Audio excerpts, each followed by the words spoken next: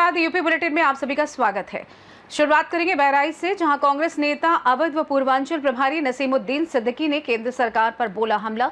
और साथ ही बात होगी सहारनपुर की, जहां एक युवक की अज्ञात व्यक्तियों द्वारा गोली मारकर हत्या कर दी गई। इन तमाम खबरों पर करेंगे विस्तार से चर्चा। यूपी के बलिया में पकड़ी थाना क्षेत्र अंतर्गत ग्राम सभा पकड़ी निवासी विधवा नीतू सिंह ने अपने पट्टेदारों पर आरोप लगाते हुए जिलाधिकारी को शिकायती पत्र सौंपते हुए न्याय की गुहार लगाई है। उन्होंने अपने ही पट्टेदारों पर उनके पति स्वर्गीय पति देवेंद्र सिंह के हिस्से की जमीन पर बने मकान पर अधिक जमीन पर मकान बनाने की शिकायत दर्ज कराई है। विधवा ने जिला प्रशासन से जमीन की पैमाइश कराने की मांग की है। आइए जानते हैं मामले में नीतू सिंह का क्या कुछ कहना था। मैं नाम और परिचय बताएं। नीतू सिंह नाम है, पकड़ी घर है, पकड़ी थाना से हूँ। अभी कहाँ पे आई है, क्या मामला है? हम डीएफ साहब के यहाँ आई हूँ। मेरा थाना पे सुनवाई नहीं हो रहा है सर। थाना पे जमीन का मामला है सर। किससे है आपका? पड़ोसी लोग हैं। क्या कहना है उन लोगों का, किस वजह से आप लोग का विवाद चल रहा है? मेरे ज़मीन में वो ज़बरदस्ती दीवार जोड़वा रहे हैं। तो आज किसके यहाँ आई हैं? डीएम साहब के यहाँ आई। क्या कहना है डीएम साहब को? डीएम साहब से हमको कहना है कि हमको इंसाफ दिलवाएं।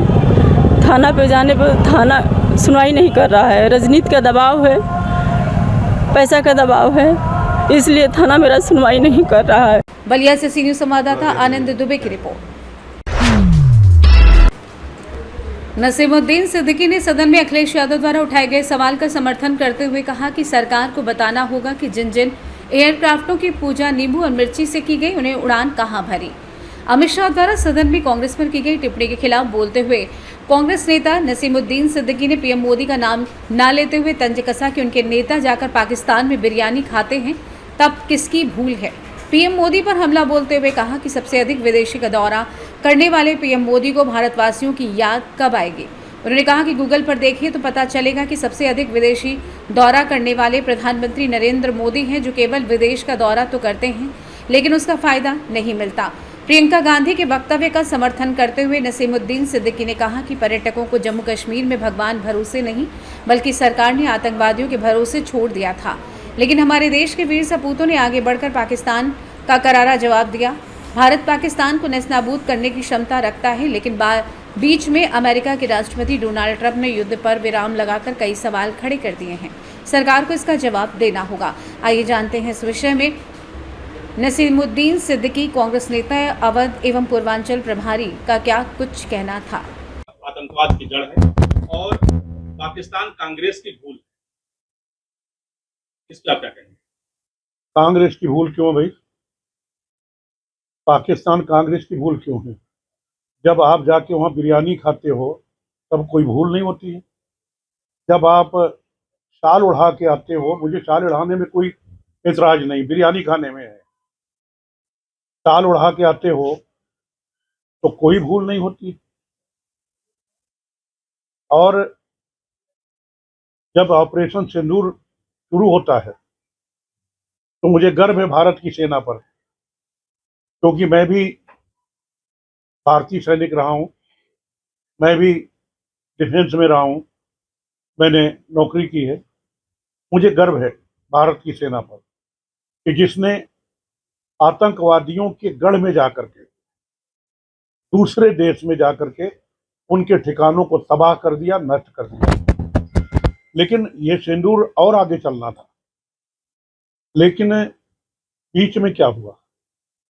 अमेरिका के राष्ट्रपति श्री डोनाल्ड ट्रंप जी ने मोदी जी से कह करके सीज फायर करा दिया।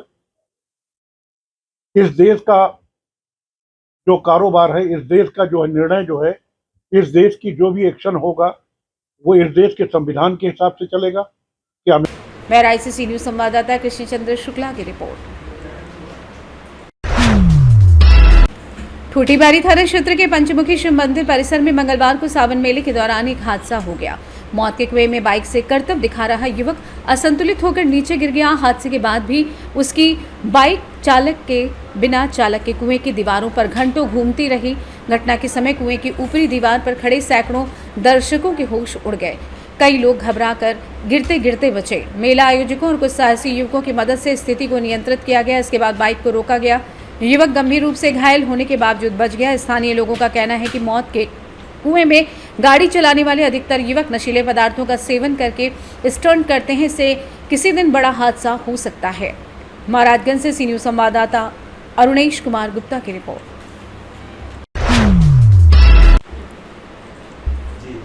मुरादाबाद मंडी समिति में कल हुई बुलडोजर कार्रवाई से परेशान होकर युवक ने किया सुसाइड। आपको बताते चले कि मृतक चेतन सैनी के पिता के नाम पर थी दुकान। दोनों भाई मिलकर चलाते थे दुकान। कल मंडी समिति में हुई थी बुलडोजर कार्रवाई। जिला प्रशासन ने बुलडोजर से कई दुकानें तोड़ी थीं। प्रशासन की बुलडोजर कार्रवाई से परेशान होकर युवक ने किया सुसाइड। परिवार वालों में मचा कोहराम। भाजपा नेता का भाई है मृतक चेतन सैनी। आपको बता दें कि हादसे की सूचना मिलते ही मृतक के परिवार वालों से मिलने के लिए पहुंचे नगर विधायक रितेश कुमार गुप्ता। वहीं नगर विधायक रितेश कुमार गुप्ता ने मृतक चेतन सैनी के परिवार से मिलकर की मुलाकात और मृतक चेतन सैनी को इंसाफ दिलाने की बात कही। मुरादाबाद के थाना मजाज क्षेत्र के कुंदनपुर का पूरा मामला बताया जा रहा है।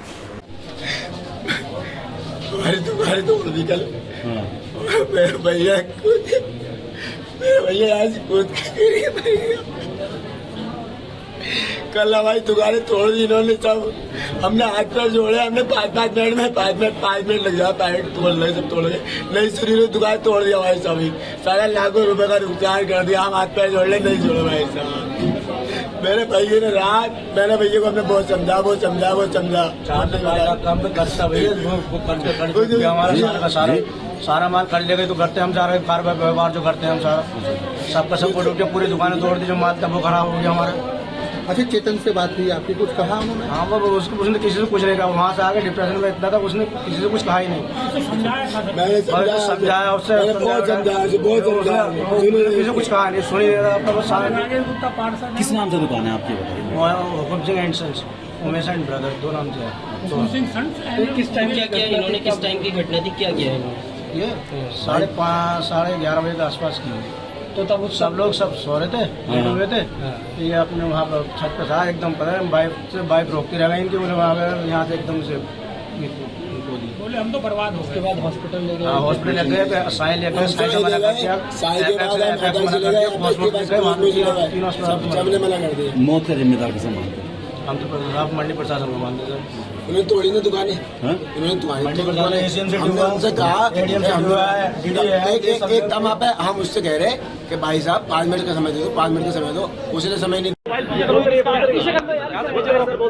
सर बताएं, मुरादाबाद में घटना हुई, आप हर स्थिति में पीड़ित परिवार को न्याय मिलेगा, दोषियों को बख्शा नहीं जाएगा, कड़ी कार्रवाई होगी। हमने शासन में बैठे उच्च अधिकारियों को अवगत कराया है और कड़ी कार्रवाई होगी जो कि लेसन बने। इसको हम बिल्कुल बर्दाश्त नहीं करेंगे। जो अधिकारियों की मनमानी हो रही है मुरादाबाद के अंदर, हमारे कार्यकर्ता पर जिस ढंग से गलत कार्य हुआ है, इसको हम बिल्कुल बर्दाश्त नहीं करेंगे, कड़ी कार्रवाई करेंगे। मुरादाबाद से कैमरा पर्सन नबील अहमद के साथ सी न्यूज़ संवाददाता जाबिर हुसैन की रिपोर्ट। सहारनपुर के थाना तितरो क्षेत्र के गांव बरसी में दिन निकलते ही एक युवक की अज्ञात व्यक्तियों द्वारा गोली मारकर हत्या कर दी गई। युवक की हत्या कर अज्ञात हमलावर मौके से फरार हो गए। बताया जा रहा है कि जब युवक अंकुश सुबह के समय खेत पर घास लेने के लिए पहुंचा था, तब उसके वहां किसी बात को लेकर अज्ञात हमलावरों से उसकी झड़प हुई थी। जब वो घास लेकर वापस घर के लिए निकला तो अज्ञात हमलावरों ने युवक को पीछे से गोली मार दी, जिसमें उसकी मौके पर ही मौत हो गई। रास्ते से गुजर रहे किसान ने युवक को खेत में पड़ा देखा तो तुरंत इसकी जानकारी ग्रामीणों को दी। जानकारी मिलने के बाद मौके पर पहुंचे परिजन व ग्रामीणों ने तुरंत हत्या की जानकारी पुलिस को दी। मौके पर पहुंची पुलिस टीम ने युवक के शव को कब्जे में लेकर पोस्टमार्टम के लिए भेज दिया है और आगे की कार्रवाई शुरू कर दी है।